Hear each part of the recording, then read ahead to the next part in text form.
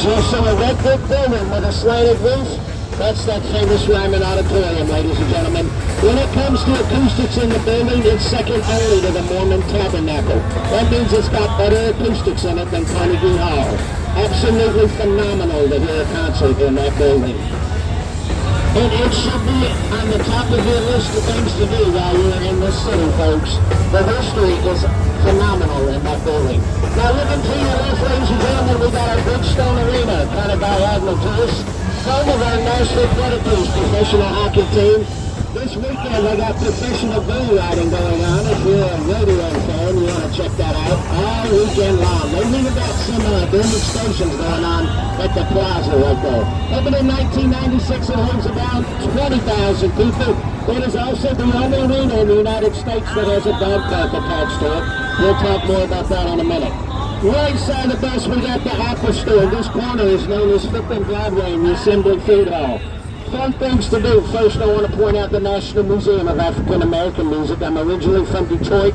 I spent 3 hours in there educating myself on the history of music and the influences. Phenomenal. Check that out. Blanco's, a Tex-Mex restaurant, the 1230 Club, Justin Timberlake's bar and restaurant. Then you got Pushing Daisies for everything tequila and margarita. And the next restaurant, folks, is Hattie B's for all your Nashville hot chicken needs. How many of you have heard of Nashville hot chicken? How many of you are going to try it? We're going to do a hot chicken education. That way, if you try it, you don't go too hot and end up in the hospital. It gets that spicy, folks. We're going to prevent that from happening. Now, if you look down the breezeway to the right side, you will see a crescent moon sign. Behind that, you see a sign that says Assembly Food Hall. Go through the double doors and up the escalators on the left, you'll have access to 30 restaurants. Folks, it is the largest food court in the United States. They have 30 restaurants, all local. There are no corporate chain, no McDonald's, no Burger King, but any kind of food you want, they have it. It's made fresh daily, and it is delicious. Assembly Food Hall at 5th and Broadway. Now, if you look to your left, ladies and gentlemen, there's that dog park I mentioned. Mars Pet Care is a sponsor. They're opened up the Pedigree Foundation, where nonprofits can apply for grant money. Because of that grant money, we have 8 dog parks that have children's playground equipment and walking trails attached to it. All right, one of Nashville's first nicknames, ladies and gentlemen, we were known as the Athens of the South, and that's because as we have grown as a city, we embrace the Greek philosophies on education. 21 colleges here in the downtown metro area, and we embrace the Greek philosophies on architecture. To your left, this beautiful building is our U.S. Customs House. Opened up in the late 1800s. Notice that Greek Gothic style and design of the building. Notice the limestone the building is made out of. To your right, folks, the castle-looking buildings near that Greek Gothic style. This is the #1 high school in the state of Tennessee. It's ranked 214th in the nation. Hume-Fogg Academic High School opened up in 1855. Now, it's a public school, but it's a magnet school. You have to have really good test scores to get in there. Famous people who graduated from Hume-Fogg: Dinah Shore, Pat Boone, and a famous pinup model from the 1950s, Betty Page, graduated from Hume-Fogg. And if you're a Taylor Swift fan, she recorded her very first music video inside there, Teardrops on My Guitar. Also, if you're a Taylor Swift fan, keep your phone out. I'm going to show you where her condo is here in downtown Nashville. I should say her penthouse. She owns the whole top floor of this building. We'll see it here in a minute. All right, folks, if you look to your left, you'll see some more of that Greek Gothic style and design of the church.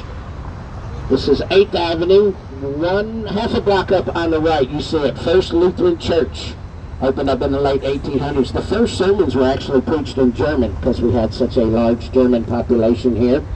And then behind that church, you see a mirrored building, the J.W. Marriott Hotel.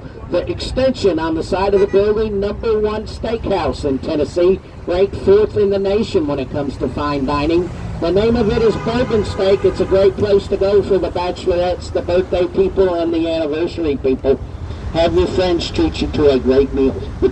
#1. All right, folks, one of my favorite buildings, the right side of the bus, Christ Church Cathedral, opened up in 1830. Notice the gargoyles in the corner of the doorways. You can see they do tours in there today. Absolutely beautiful church, so check it out. It is gorgeous inside. 1830 is when it was opened. Left side of the bus, our Fisk Art Museum was originally opened in 1937 as our main post office. Notice the eagles in the corner of the doorways. That's white Georgia marble that the building is made out of. Closed as a post office, the Fisk family purchased it, turned it into the #1 art museum here in Tennessee. On Friday and Saturday nights, folks, while you're doing your exhibit, they have live jazz music and wine tasting going on. They also have several events that go on throughout the weekend. So check out their schedule. You can go either directly to their website or you could go to visitmusiccity.com. Visitmusiccity.com. They have a wealth of information at visitmusiccity.com, from selecting just a type of music that you want to hear to a specific venue that you would like to see. You can also purchase tickets off of that website. Visitmusiccity.com. One-stop shopping for all your tourist needs. All right, folks, we're going to look to the left side of the bus. You see the Union Station Hotel, another one of my favorite buildings. From 1900 to 1974, we ran passenger train service through this building. Stained glass windows on the first floor are original to the building. They were made at Tiffany's in New York. Closed for passenger train service in 74. 1986, Marriott Properties purchased the building, $56 million. Turned it into a hotel. No two rooms are the same because it was not designed to be a hotel. The lobby still looks like a train station. Absolutely gorgeous. Still looking to the left, folks, this area is known as the Gulch. It's the second most visited area in downtown Nashville. Yeah, these high-rise condominium complexes are being built. Now, the Gulch is a lot like Broadway, except it doesn't get as loud and it's not as crowded. Great things to check out. If you like bluegrass music, there is a Nashville staple. It is called Station Inn. 7 nights a week, nothing but live bluegrass music. For my blues and jazz fans, there is Rudy's Jazz Room and Sambuca's down in the Gulch. Now let's talk about food. If you like breakfast or brunch-style food, you've got Milk and Honey or Biscuit Love down in the Gulch. There is also Cane Pine for all my steak lovers. If you like hamburgers, we got Burger Republic, and they also have vegetarian options at Burger Republic. If you like barbecue, Southern Living magazine said Peg Lake Porker. Peg Lake Porker is the best barbecue restaurant in the Southeast. Don't throw tomatoes at me, that was Southern Living magazine, ladies and gentlemen. Also down in the Gulch, if you like Cajun style food, we got a Nashville original. It is called Gumbo Brothers. The family moved here from Louisiana after Hurricane Katrina. We were in their family restaurant in Louisiana. They moved here, set up shop, and they've been going strong ever since. Folks, that is called a woo-hoo bus, okay? Just want to educate you, a woo-hoo bus. That's because everybody's standing up going, woo-hoo, woo-hoo, woo-hoo bus. And I want to let you in on another little secret. Those pedal tablets you see pumping off through town, they're motorized. So if you do a pedal tablet, don't exert yourself. All right, ladies and gentlemen, the right side of the bus, I'm going to point out all the castles to you, including White Castle, which is home of the original Slider Burgers. Now, if you don't know what a Slider Burger is, ladies and gentlemen, they are small, square, bite-sized hamburgers that are steamed in their own juices. They're tasty, the buns in those juices slapping together, and when you have the gravy, they're absolutely delicious. Absolutely best for it. There's another southern staple, folks, you need to check out. It is called Waffle House. Open 24 hours a day, 7 days a week, including holidays. You can always watch your food being prepared hot and fresh. Waffle House. And since I'm on a food roll, let's talk about that Nashville hot chicken, friends. 1932, a gentleman by the name of Fulton Prince had aspirations of opening up his own restaurant. He had a girlfriend that loved him, but she suspected Thornton was cheating on her. She was going to get him back to his favorite food, fried chicken. And then the battle she wanted got slipped spice she could get her hands on. She was going to burn his tongue off. When he came home, took a bite of it, she was so excited until she realized it backfired. He liked it. Take the recipe of his own restaurant in South Texas, and you can find it there at that food assembly hall I talked about. Now, 30 years later, Anthony McDonald's in town, and he got a place named Leeds. All it has 6 heat levels. That's why they call it. The first level was called the Southern, and that's your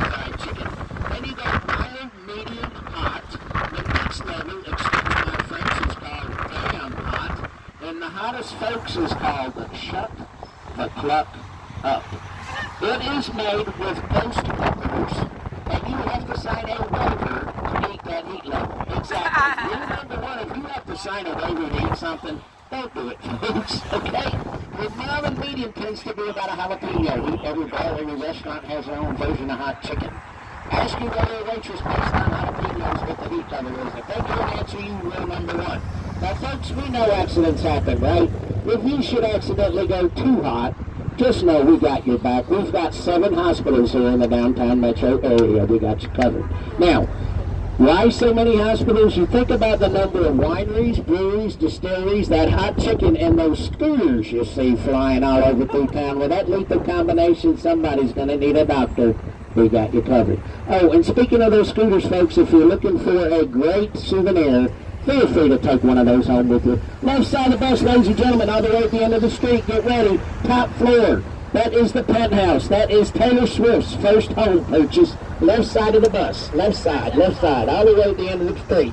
It's called the Adelicia, ladies and gentlemen. Top floor. $2.1 million, age 19 when she first purchased that penthouse. Kenny Chesney, Blake Shelton, Julianne Hough, and Simon Fuller, the guy that created American Idol, they all own condos at the Adelicia. Now, if you're going to celebrity stop, you didn't hear that info from Nick. Right side of the bus, you see the neon sign that says Cruise, ladies and gentlemen. If you like singing karaoke, but you like singing along, sign up. Animatronic Band backs you up while you're singing your song. Westside Cruise is the name of it. First floor of the Budget Hotel. Alright, folks, we're going to look to the left side of the bus. This is known as the Heart of the South. It is called Vanderbilt University. Opened up in 1874, Cornelius Vanderbilt donated $1 million to get the college started. Now, he was a multi-millionaire that made his millions in the shipping industry, and his nickname was the Commodore. That's where the name Vanderbilt Commodores comes from. The trees were magnolia trees. They were his wife's favorite tree, and when she passed away to honor her, Vanderbilt planted them in her memory. Now, if you look in between the gap between these magnolia trees, you'll see a statue of Cornelius. He donated $1 million, folks, and never once visited the campus. I don't know about y'all, but if I'm passing out $1 million, I want to know what we're building, right? I'd have to look at it at least once. All right, folks, right side of the bus, some more of this Greek Gothic style and design of this church. This is the West End United Methodist Church. Opened up in 1869. In 1947, a famous country comedian by the name of Sarah Cannon got married inside of this church. Y'all know Sarah Cannon, right? Very popular in Hee-Haw in the Grand Ole Opry. I'm so proud to be here. Cousin Mitty Tell from Hee-Haw. Grand Ole Opry. If you don't know what Hee-Haw is, ladies and gentlemen, think of Saturday Night Live, but a country version. Left side of the bus is still Vanderbilt University, folks. Campus is 330 acres. That equates to about 8 city blocks.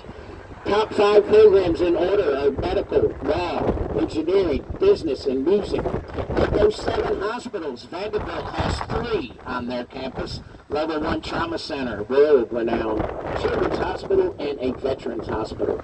Current enrollment is about 13,000 students. Graduation rate at Vanderbilt is 92%. Acceptance rate is 4%.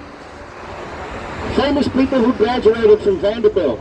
That Frist family who opened up that beautiful, beautiful art museum. The father and the 2 sons all graduated from Vanderbilt. Father was a world-renowned heart surgeon. Dinah Shore, Dierks Bentley, Amy Grant, Betty Page, famous author James Patterson, former Vice President Al Gore, just to name a few. Right side of the bus, folks, this is Centennial Park, created in 1897 to help Tennessee celebrate 100 years of statehood.